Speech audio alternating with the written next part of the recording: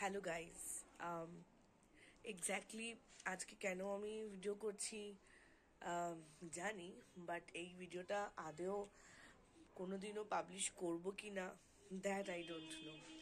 বা মানে সেই জায়গা আমার চুল বাঁধা হয়নি পুরোপুরি, সেই জায়গাটাতে আসবো কি না বা কত তাড়াতাড়ি আসবো আমি সত্যি বুঝতে পারছি না। প্রথমবার আমি ওর বাড়িতে প্রথমবার যাচ্ছি না। This is the, I think, 4th-5th time probably. I have not counted. But এই প্রথমবার আমি একটা এমন অবস্থাতে যাচ্ছি যখন ওর মা বাবা has already accepted our relationship in the term ki they have come into a conclusion that they'll be there for us and we are going to get married. মানে আমি জানি না আমি কিভাবে বোঝাবো তোমাদেরকে, বাট এই ভিডিওটা আমি ডকুমেন্ট করছি প্রবাবলি নিজের জন্য, or probably for all of you. তোমাদের আমার যে ছোট্ট একটা ইউটিউব ফ্যামিলি আছে তাদের সাথে শেয়ার করব প্রবাবলি, আমি ঠিক জানি না কি করব।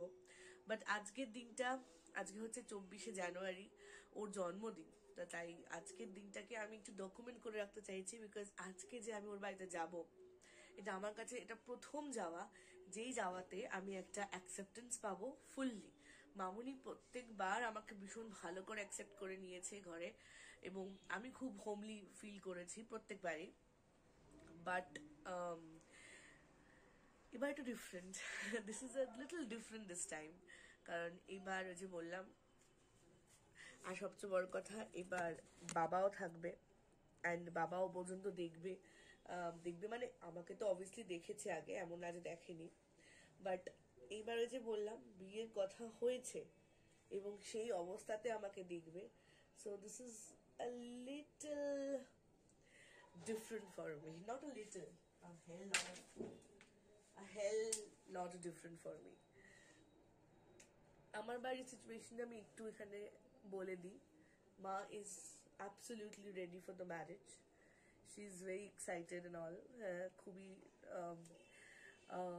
কি বলবো, প্ল্যানিং চলছে আমার বাড়িতে। বাট আমার বাবার সাথে এখনো অবধি আমি ফেস টু ফেস কথা বলতে পারিনি, তো সেটা বলবো। আর আমার পিছনের মেসগুলো দেখে তোমরা প্লিজ কিছু মনে করো না, বিকজ আমি এখন মেন্টালি খুবই চঞ্চল হয়ে রয়েছি।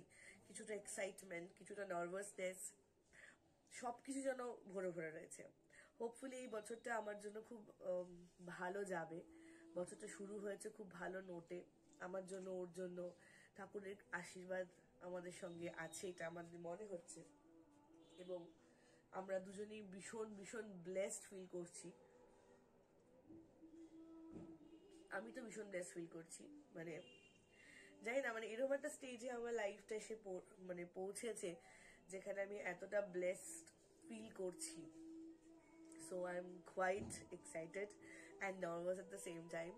বারবার একটি কথা বলবো তোমাদেরকে, আমার পুরো বিয়ে জার্নিটা আমি তোমাদের সাথে ব্লগে শেয়ার করবো, বিকজ ওই যে বললাম, এটা this is more like a documentation of my life, যেটা আমি হয়তো ফিউচারে দেখতে চাইবো, হয়তো না, দেখতে চাই। And then of course I would love to share this with my YouTube family. তো এই হচ্ছে বেসিক ব্যাপার।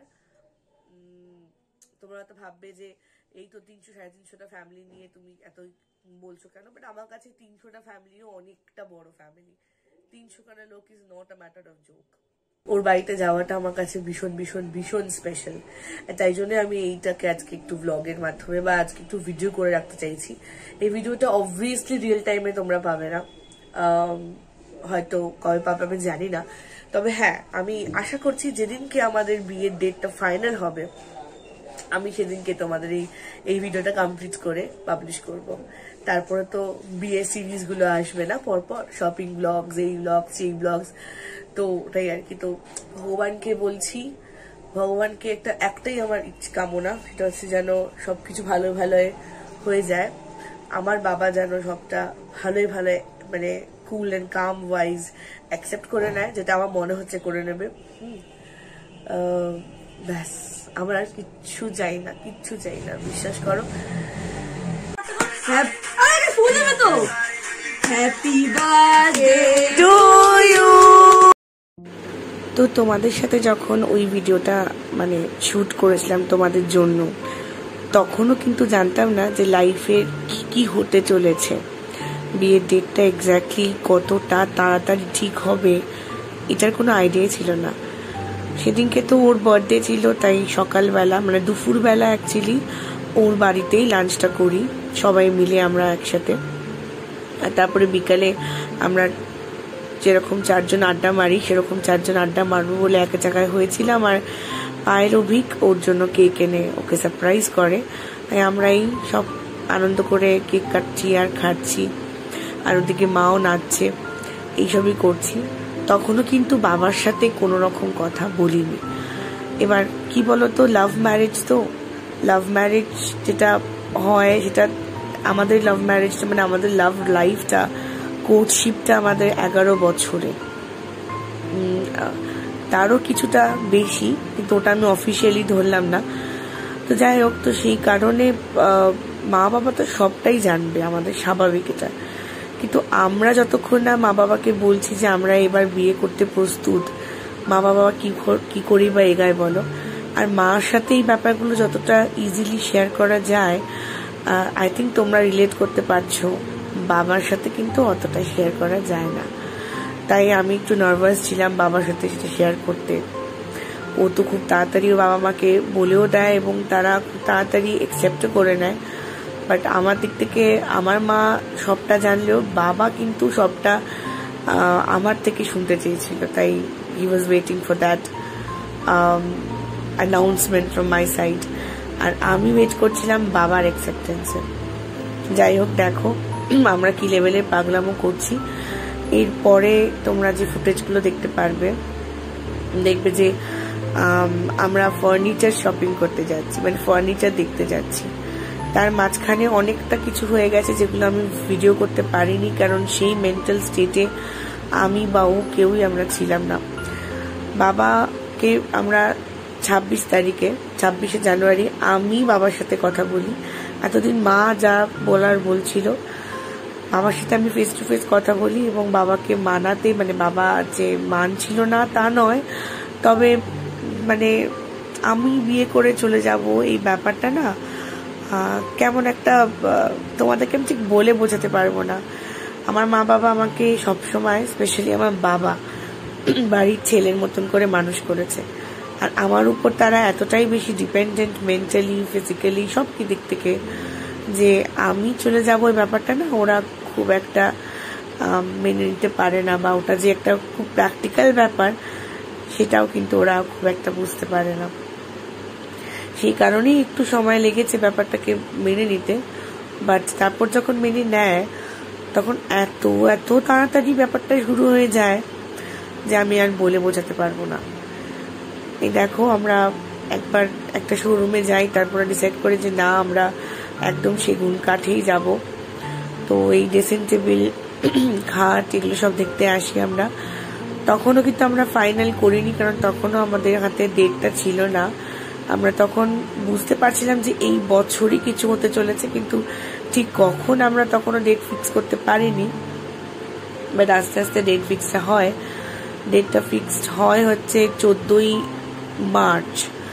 হ্যাঁ, ততদিন আমরা বিয়ের জন্য প্রস্তুত নিচ্ছিলাম, টাকা পয়সা জোগাড় করা, মেন্টালি প্রিপারেশন করা, এগুলো করছিলাম।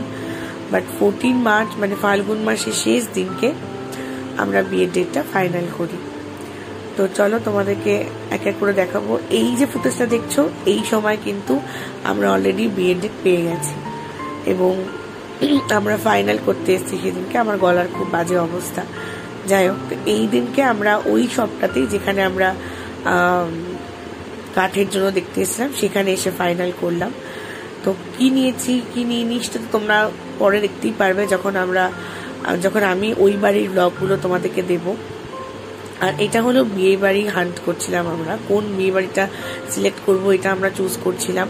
অবশেষে আমরা বিয়ে বাড়ি কোনটা সিলেক্ট করলাম সেটা তোমরা দেখতেই পারবে পরে ব্লগগুলোতে। বাট এটা বলতে পারি যে এইটা, যেই বিয়ে বাড়িটা আমি দেখাচ্ছি তোমাদেরকে, এটা আমাদের ভীষণ পছন্দ হয়েছে। তো এটাই আমরা নিলাম কিনা এই সব কিছু কিন্তু তোমরা দেখতে পারবে আস্তে আস্তে। ক্রমশ প্রকাশ্য। তো আমি আর মা মিলে চলে যাই। আমি ডেটগুলো সত্যি বলতে পারবো না, হয়তো ডেটগুলো দেখে তোমাদেরকে আমি ফুটেজে ওগুলো মানে ভিডিওতে ওগুলো মেনশন করে দিতে পারবো, বাট এই মুহূর্তে যখন আমি ভয়েস দিচ্ছি তখন ডেটের কথা আমার কিচ্ছু মনে নেই।